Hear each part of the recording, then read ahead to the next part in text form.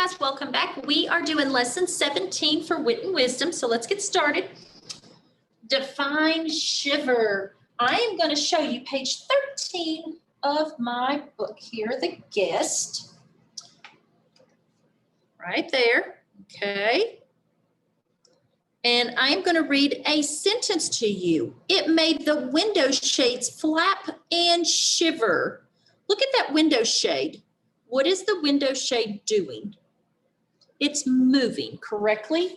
It's shaking and moving because of the wind. So do you think the word shiver means to move and shake? Yes, it sure does. All right. Our focus question, how do characters respond to the powerful force of the wind? And our content framing, what do I notice and wonder about the guest? So what words in the focus question means to react? So if we come back to the focus question, what word up here would mean to react? It would be respond. How do characters react to the powerful force of the wind?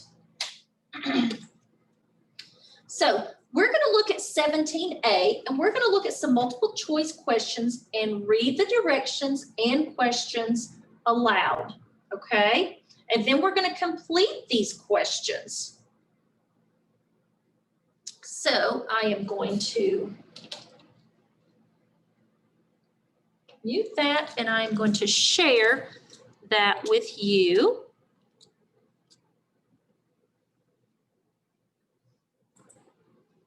All right, so let's look at 17A, New Read Assessment 1. It says, listen carefully and follow along as your teacher, me, reads the passage and answer the questions that follow. Wind at work, Amy Tao. Have you seen the wind lift a kite into the sky or push a sailboat across the water? Wind has power. People have been using that power for thousands of years. Plants and animals use wind power too. Tumbleweed plants roll in the wind, scattering their seeds as they go. All it takes is a gentle breeze to send hundreds of dandelion and milkweed seeds soaring. When the seeds land, they can grow into new plants. And it says, Tao, Amy, wind at work. And there's the dandelion and the dandelion seeds, wind scattering the seeds. Okay. Whoops. So let's look at the directions. It says circle the answer for each question. Number 1, what does the word scattering mean in the sentence below? Tumbleweed plants roll in the wind, scattering their seeds as they go. Does that mean A, growing, B, throwing around, or C, holding? Pick the best answer. Number 2, what does the word soaring mean in the sentence below? All it takes is a gentle breeze to send hundreds of dandelion and milkweed seeds soaring. Does that mean A, jumping, B, climbing, or C, flying? Pick one of those answers. Okay, so let's look at this part, directions. Write a W next to facts, that means they're true, that you learned from the words, and write an I next to the facts you learned from the illustrations. The first one, the wind spreads milkweed seeds. Is that a W for a fact, or is it an I for illustration? The second one says what a dandelion looks like. Is that a W next to a fact that we learned from words, or is it an I that we learned from the illustration? And then the last one, wind can push a sailboat. Is that a W for facts that we learned from the words, or an I that we learned from the illustrations? And then on number 4, It says directions, draw and label two things that you have seen or could see soaring. Remember what soaring mean? Eagles soar, gliders soar. So think about what soaring means and draw two things and label them, please. Okay. So I am going to stop sharing and we're going to go back to the board.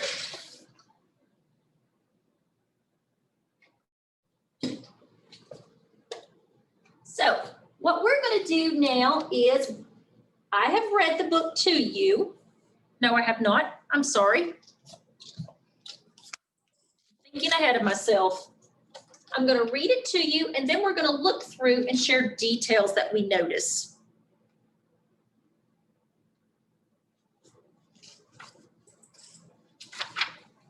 The guest. Owl was at home. How good it feels to be sitting by this fire, said Owl. It is so cold and snowy outside. Owl was eating buttered toast and hot pea soup for supper.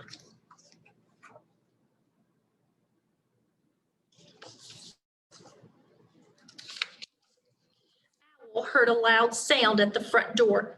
Who is out there? Banging and pounding at my door on a night like this, he said. Owl opened the door. No one was there, only the snow and the wind. Owl sat near the fire again. There was another loud noise at the door. Who can it be, said Owl, knocking and thumping at my door on a night like this. Owl opened the door.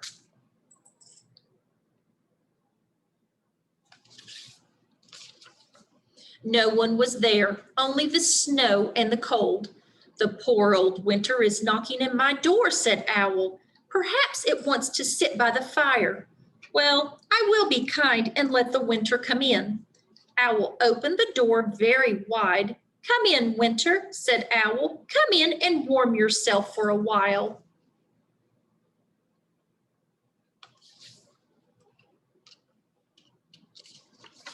Winter came into the house, in very fast. A cold wind pushed Owl against the wall. Winter ran around the room. It blew out the fire in the fireplace.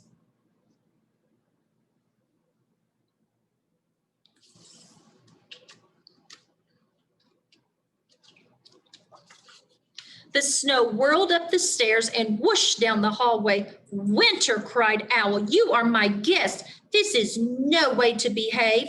But Winter did not listen. It made the window shades flap and shiver. It turned the pea soup into hard green ice.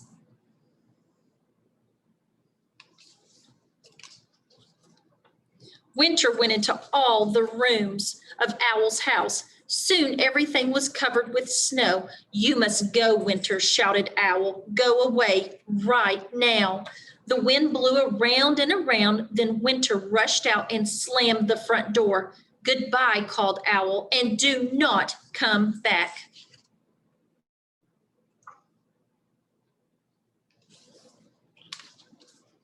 Owl made a new fire in the fireplace. The room became warm again. The snow melted away. The hard green ice turned back into soft pea soup. Owl sat down in his chair and quietly finished his supper. Awesome. All right, so now let's talk about some things that we noticed from this story.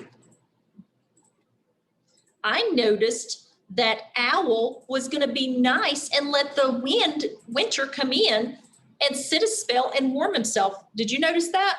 But then Winter didn't come in very nicely, did he? He come in and took over the house and made a disaster of Owl's house. He wasn't being a very good guest, was he? No, he was knocking things over, made his food cold. He just wasn't being a very good friend.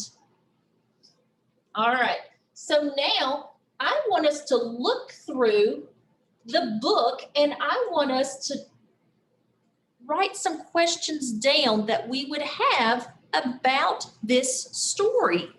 So let's think about this. I am going to stop sharing that up there because I want you guys to see my screen, or actually I want you to see the board because I am going to put a chart up here. Let me get my chart so we can write some questions down. Now remember, our questions start with who, what, and where, and why, or when, or how. So let's think of some questions that we could ask. Our first question I want to ask is, what does wished mean?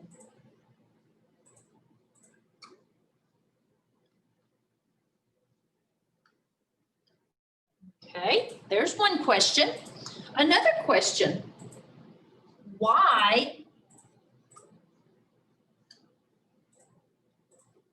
did Owl let winter in? Why did Owl let winter in? That's another good question, isn't it? Well, when does Owl decide he doesn't like winter? When does Owl decide he doesn't like winter? Do you remember?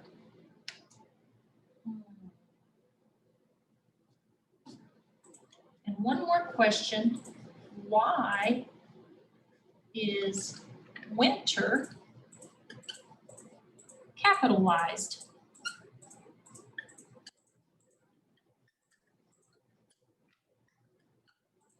Why would winter be capitalized? Now, we've talked about this before in phonics a little bit and in our wit and wisdom about how things should be capitalized. We've talked about proper nouns and common nouns. Think about why is that capitalized for? Now, let's look at these questions for a moment. What does whooshed mean? So if I go back in our story and I find the word whooshed, let me see here. The snow whirled up the stairs and whooshed down the hallway. What do you think whooshed means? Maybe hurried up? Maybe it's going really fast? Okay. Why did Owl let winter in? Well, if we go back over here, it says no one was there, only the snow and the cold. The poor old winter is knocking at my door. Perhaps it wants to sit by the fire. Maybe I will be kind and let the winter come in. So why did Owl let winter in? Because he was what? He was willing to be kind to him, wasn't he? So he could come in and sit by the fire and warm himself, right? Yes. When does Owl decide he doesn't like winter? Do you remember?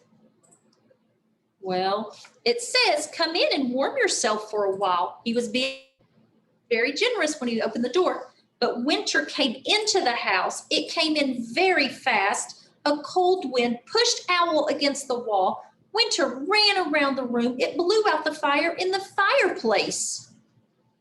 So when does he decide he doesn't like winter? Does it say yet? The snow whirled up the stairs and whooshed down the hallway. Winter, cried Owl, you are my guest. This is no way to behave. Winter did not listen. Do you know when he decided? Maybe after it went down the hallway And left a mess possibly? Yes.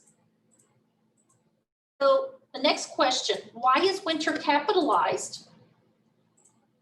Now that's not going to tell us in the story. Why do you think winter is capitalized? Because it's a name, maybe like from an example like Gilberto and the wind, they had wind capitalized because they were given personification to the wind because Gilberto was thinking the wind was his friend. Do you think maybe this is similar? Maybe the owl is thinking, oh, he's like a friend. I can let him in, sit by the fire, warm himself. You think maybe that's what's going on here? Giving some personification to winter, making it seem like a person? Possibly. Okay. So let's go to our slides.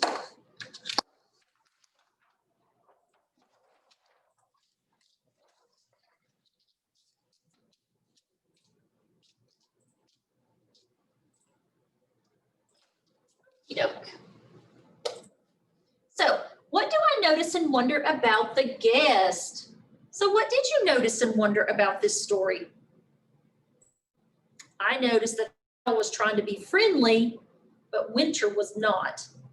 I saw that Winter was coming and taking over and taken away from the hospitality that the owl was showing him. So what is one question word you used today, and what is one question word you would like to try next time? So think about our question words. Who, what, where, why, when, how, who, okay? Try using one of those today and try using one the next time we meet. So fluency homework. Let's look at our fluency homework. So I am going to share my screen.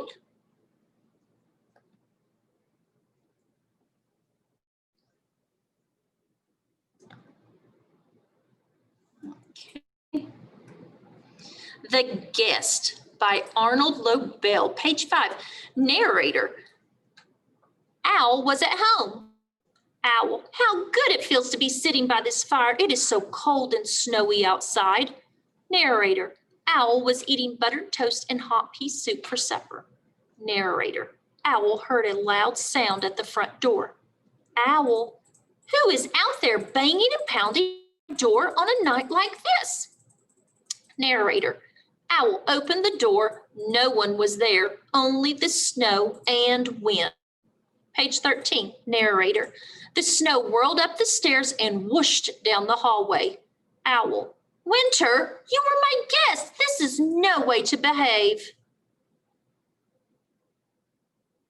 Narrator. But Winter did not listen. It made the window flap and shiver. It turned the pea soup into hard green ice.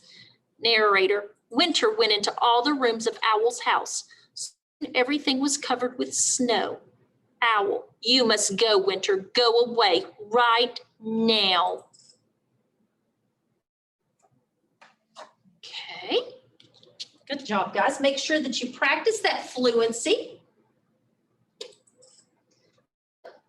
Let's look about our verb tenses here. How does using verb tenses work? Now, you don't have a white marker, so we're just going to discuss this. Past tense, present tense, and future. And we've been discussing this in our phonics a little bit also. Past tense meaning that it happened yesterday. It happened in the past, maybe last week or last month. But when it is past tense, it ends with ed, like whispered, floated, grabbed, and loved. Whispered. I whispered a secret to Miss Ray yesterday. When did that happen? Yesterday is when I whispered.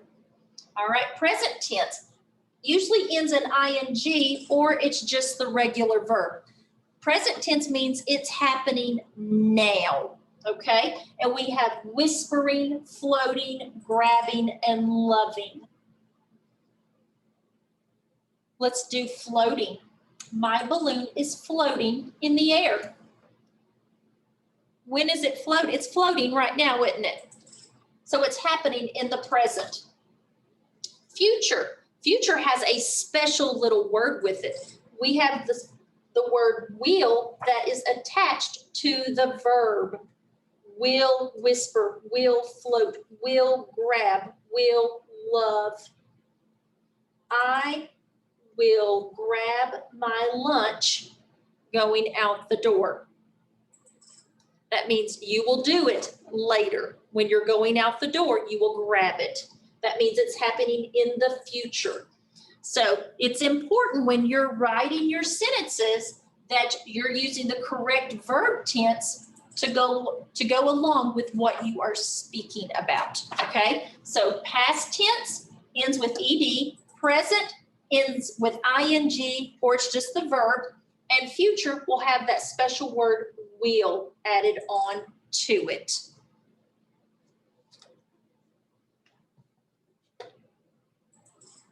All right, so let's look at page 6 in Owl at Home.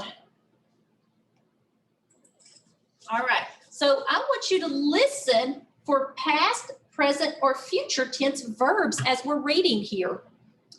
Owl heard a loud sound at the front door.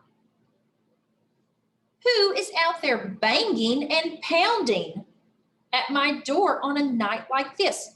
Ooh, did you hear banging and pounding? Those two words end with what?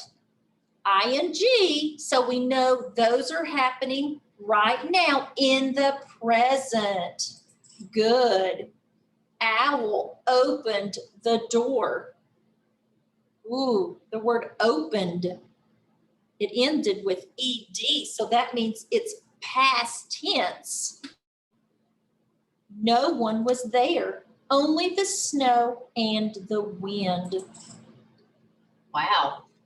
If I wanted to say that the banging and pounding has already happened, how would I change that? If it had already happened, so that means it happened in the past, so how could I fix it? We would take off the ing and add what? We would add ed. Good. So what if I wanted to change banging and pounding to the future? What would I do? I would just make it say will bang or will pound. You would take the endings off and add that special word to the beginning. All right. And then it says, read page 7 and identify the verbs. Owl sat near the fire again. What's the verb there? Sat. There was another loud noise at the door. Who can it be? Said Owl, knocking and thumping. Ooh, knocking and thumping, right? And those are present tense because they end with ing. Owl opened the door. There's that word opened, ending with ed, so that means it is past tense. All right, so now it says you're going to use handout 17B and find verbs in the story and put them in the correct column. So go back to where I was reading the story, and I want you to listen for the verbs, and I want you to write a few of them down on that sheet to turn in for a grade, okay? All right, so that is the end of this lesson. I will see you back tomorrow, guys. Bye.